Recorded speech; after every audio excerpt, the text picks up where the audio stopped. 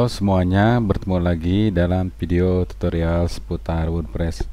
Kali ini kita akan membahas tentang cara membuat post baru atau artikel baru di WordPress. Dalam video kali ini kita akan bahas tentang cara membuat judul, isi, gambar, kategori, tag, gambar unggulan, serta tanggal publish. Selain itu juga akan dibahas sekilas tentang cara penulisan terkait SEO dan plugin pendukung SEO. Untuk cara penulisan terkait SEO serta plugin SEO ini akan kita bahas sekilas saja, karena kalau dibahas secara keseluruhan dan detail, pembahasannya akan memakan waktu cukup panjang dan dibuat dalam video serta artikel terpisah. Silahkan kunjungi whayo.com untuk mengetahui detailnya. Oke, langsung saja kita buat post baru di WordPress. Caranya setelah login, kemudian menuju menu post dan klik tambah baru. Ini dia halaman editor post WordPress. Nah, dari sini jika Anda ingin menargetkan SEO, SEO itu adalah Search Engine Optimization. Jadi teknik untuk mengoptimalkan pencarian kata kunci tertentu di mesin pencari, terutama di mesin pencari Google. Kenapa ini penting? Karena jika Anda membuat sebuah artikel atau posting, itu ingin diketahui oleh pencari di internet. Misalnya pencari mengetik kata atau kalimat tertentu, kemudian artikel Anda atau post Anda muncul di halaman pencarian. Maka dari awal judul ini harus menargetkan kata kunci tertentu. Contoh kata kunci misalnya seperti ini: membuat posting baru di WordPress. Nah, ini apa yang orang ketik di internet. Di sini juga ada kata kuncinya membuat postingan baru di WordPress, cara membuat postingan baru di WordPress, cara membuat post baru WordPress, dan lain-lainnya. Ini dia ketika pencari ketik kalimat tertentu atau kata kunci tertentu ini, maka muncul di halaman pertama sesuai dengan yang kita inginkan. Dan ketika ini diklik, langsung menuju ke artikel yang kita buat dan ingin ditemukan oleh pengunjung internet. Seperti ini. Oke, kembali lagi ke tambahkan post baru. Jadi untuk penulisan judul ini penting sekali. Jika ingin menarget kata kunci tertentu, maka judul harus menyertakan kata kunci yang isinya nanti relevan dengan judul yang dibuat. Oke, langsung saja. Misalnya supaya mudah memahaminya, kita buat judulnya cara membuat posting baru di WordPress. Selanjutnya isi artikel. Nah, untuk isi artikel ini, karena ini adalah demo, maka tidak akan diisi seperti yang ini karena nanti akan jadi duplikat konten. Kita isi saja dengan artikel dummy atau artikel contoh. Seperti ini. Kita copy. Kemudian paste di sini. Kenapa di paste dahulu di Notepad? Karena kalau kita copy dari web lain, supaya stylenya tidak terbawa, maka harus di-clearkan dulu. Salah satu caranya yaitu tempatkan dahulu di Notepad. Tapi ini bukan copy sembarang copy ya. Artinya kita tidak boleh copy paste dari website lain tanpa izin, karena terkait hak cipta dan lain-lain. Sedangkan untuk lorem ipsum ini adalah artikel dummy yang boleh di-copy untuk contoh. Setelah di-copy, kemudian kita paste di sini. Kita buat saja beberapa paragraf seperti ini. Oke, selanjutnya setelah membuat judul dan deskripsi biasanya membuat gambar. Kita misalkan akan buat gambar di antara paragraf ini. Kita klik tombol plus ini, kemudian ada gambar. Gambar ini bisa diunggah dari PC ataupun dari yang sudah ada. Kita gunakan dari yang sudah ada saja. Pilih gambarnya, kemudian masukkan. Ini biasanya dibuat rata tengah atau bebas. Ini untuk memperbesar, memperkecil, dan lain-lain. Atau bisa juga ditentukan di sini untuk pengaturannya. Nah, ini tag alt perlu diisi karena pada dasarnya mesin pencari tidak mengenal gambar. Maka jika gambar ini ingin ditemukan di mesin pencari harus menyertakan teks alt. Ini misalnya gambarnya, karena gambarnya orang sedang menulis, jadi kita isi saja dengan cara menulis posting baru di WordPress. Nah, ketika ada pencari melakukan pencarian di gambar Google misalnya, dia akan mencocokkan antara alt ini dengan gambar yang ada. Selanjutnya, yang biasa ditentukan ketika membuat posting WordPress baru adalah kategori artikel. Kita buat kategori baru, misalnya tutorial WordPress, kemudian enter. Kategori sudah ditentukan, kemudian isi tag. Tag ini adalah yang menggambarkan isi artikel secara keseluruhan. Isi tagnya misalnya artikel WordPress, membuat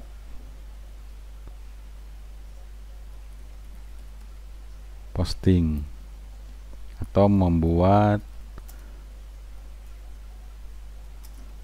artikel.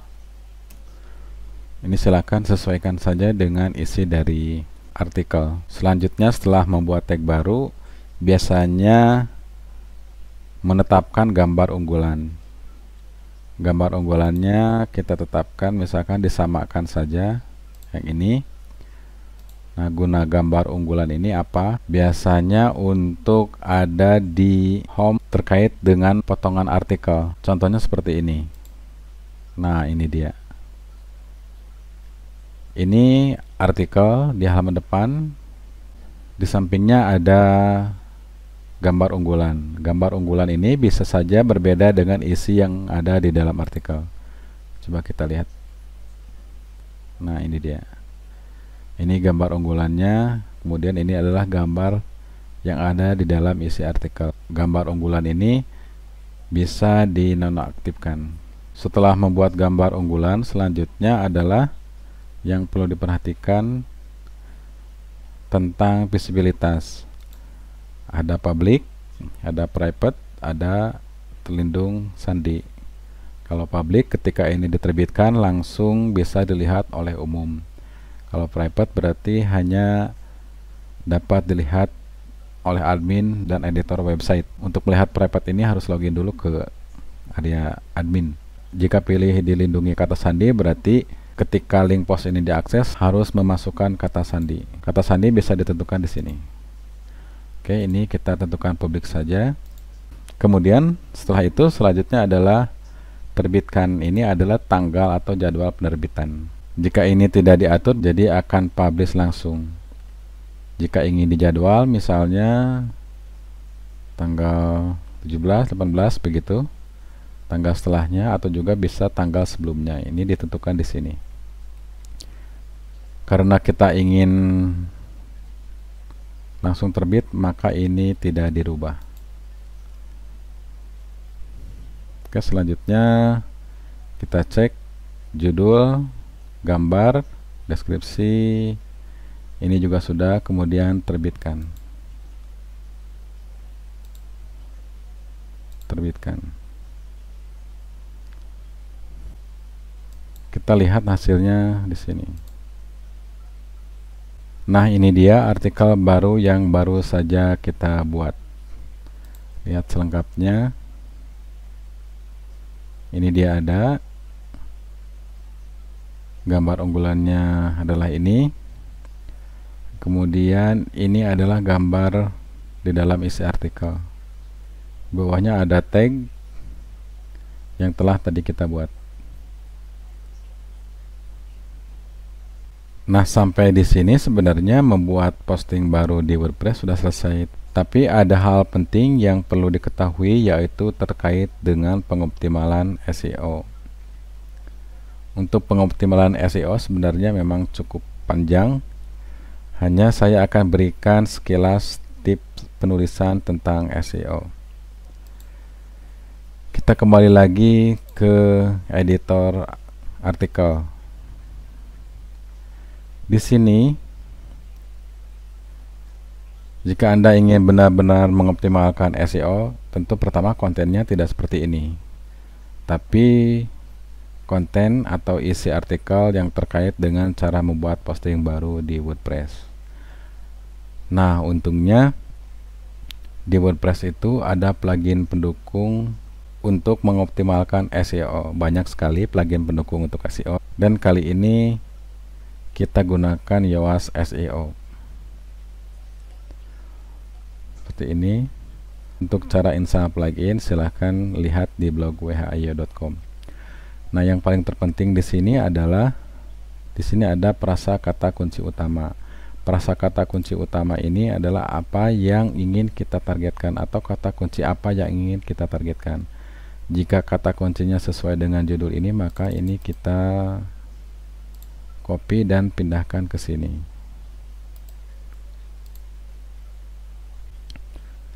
Nah, ini kita lihat ke sini bahwa skor SEO-nya masih kurang bagus.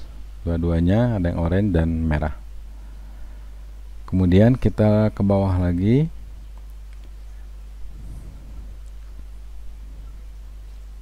Lihat di bagian analisis SEO.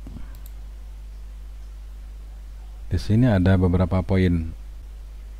Yang sudah hijau ini misalnya dimulai dari kata kunci ada pada slug. Slug ini adalah link artikel. Kemudian panjang judul SEO tidak terlalu panjang, disebutkan bagus sekali. Kemudian prasa kunci dalam judul. Ini tadi sudah kita buat judulnya sesuai dengan kata kunci yang ingin kita target. Kemudian panjang artikel mengandung 352 kata. Ini bagus karena minimumnya adalah 300 kata. Kemudian atribut ART seperti yang tadi telah kita bahas, sudah diisi ART untuk gambarnya. Prasa kunci yang digunakan sebelumnya, artinya kata kunci ini belum dibuat di artikel sebelumnya dalam blog yang sama. Kemudian juga panjang prasa kata kunci ini tidak terlalu panjang, artinya ini kata kunci 1, 2, 3, 4, 5, 6 kata yang biasa dicari oleh pencari di internet, jadi tidak terlalu panjang. Selanjutnya ini panjang deskripsi meta. Deskripsi meta belum ada. Nah, ini untuk mengisinya kita ke atas. Ini ada deskripsi meta.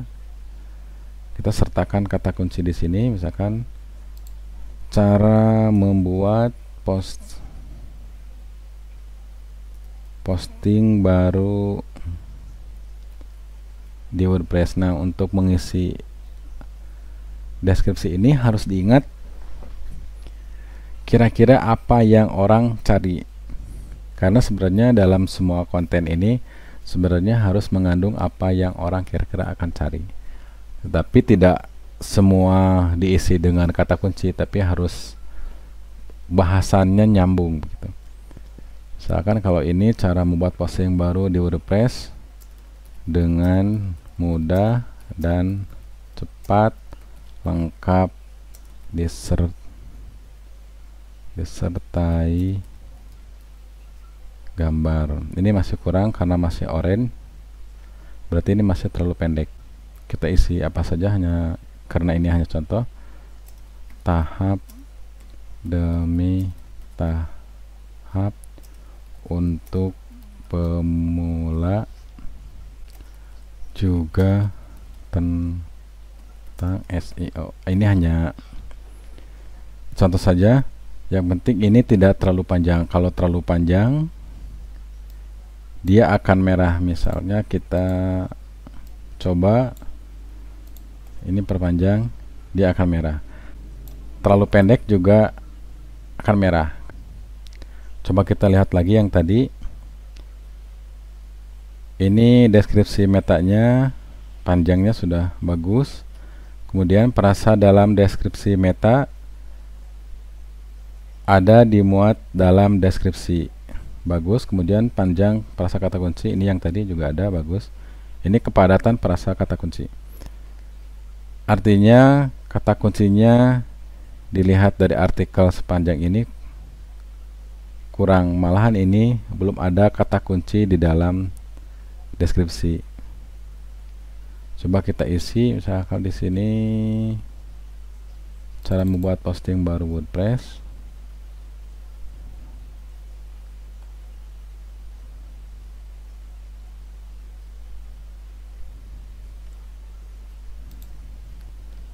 Misalnya kita di sini isi sekian tentang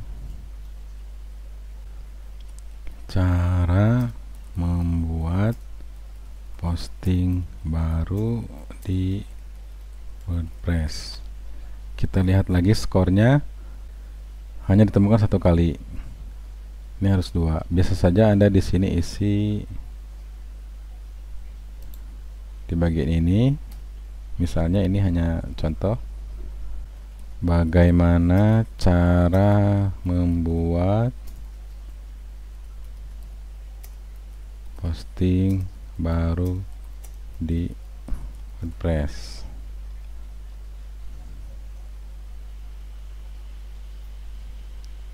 Ya sudah. Kemudian frasa kunci pada pembukaan. Frasa kunci dan sinonimnya tidak muncul pada paragraf pertama, berarti di paragraf ini harus diisi kata kunci.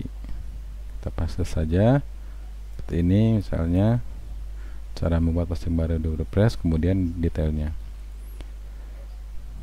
Sudah, tidak ada tautan internal di halaman ini.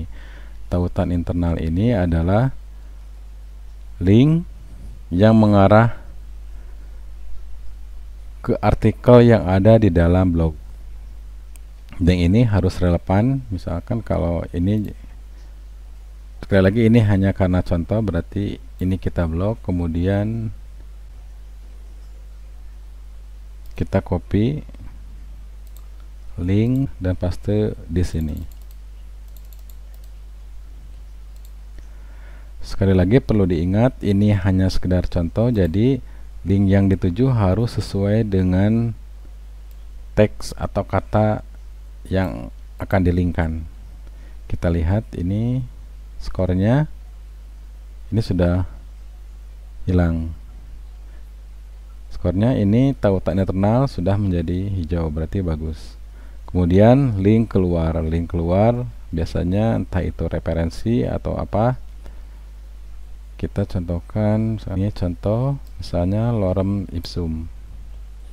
Kita linkkan ke situs lorem ipsum. Ini paste.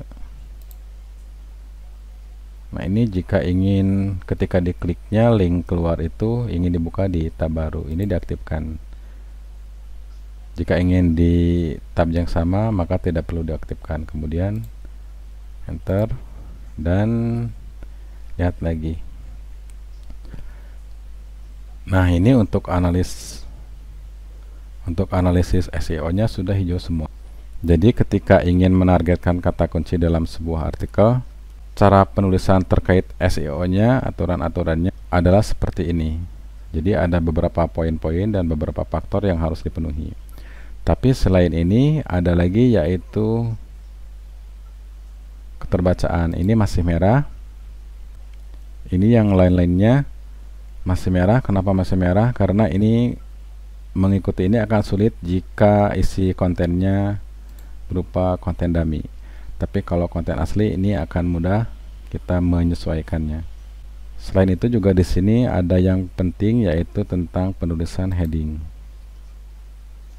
Di sini ada sebaran subjudul. Anda tidak memakai subjudul sama sekali. Artinya di sini tidak ada heading. Kenapa heading itu penting? Karena heading itu untuk memperjelas isi dari sebuah konten. Contoh penulisan heading seperti ini. Misalnya judul artikel adalah cara membuat posting baru di WordPress. Kemudian di bawahnya adalah sekilas tentang posting WordPress. Nah, setelah sekilas tentang posting WordPress, kemudian diikuti dengan bagaimana caranya.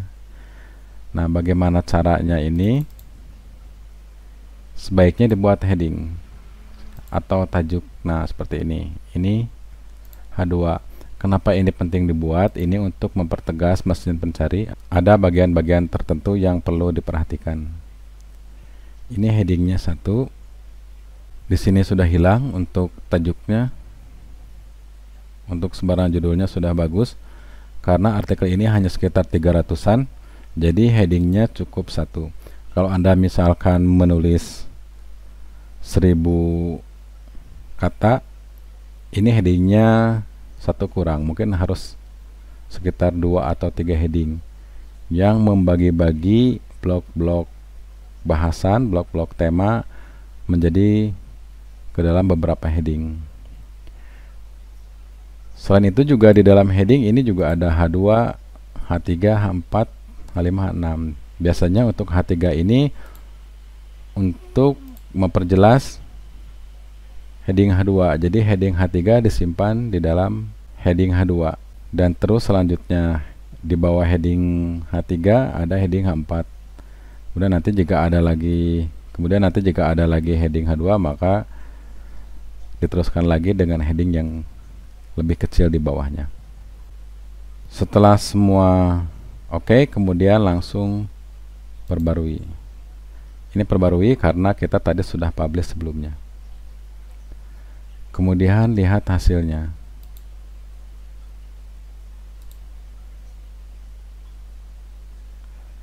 Ini dia artikel yang baru saja dibuat dengan penerapan sekilas tentang SEO. Yang pasti isinya bukan seperti ini hanya lorem ipsum. Isinya harus benar-benar sesuai dengan judul dan target kata kunci. Dan yang paling penting adalah isi sebuah artikel atau posting itu harus benar-benar memberikan manfaat kepada pengunjung yang mencari informasi di internet. Perlu diperhatikan juga, jangan copy paste dari website lain, karena nanti Google akan mendeteksinya bahwa itu adalah konten yang diduplikat atau duplikat konten. Oke, sekian saja video tutorial tentang cara membuat post baru di WordPress dan sedikit pengenalan tentang SEO. Jika ingin mengetahui lebih jauh tentang artikel lainnya, silahkan kunjungi blog whayo.com. Jangan lupa untuk subscribe dan like untuk mendapatkan informasi terbaru tentang tutorial WordPress lainnya. Terima kasih.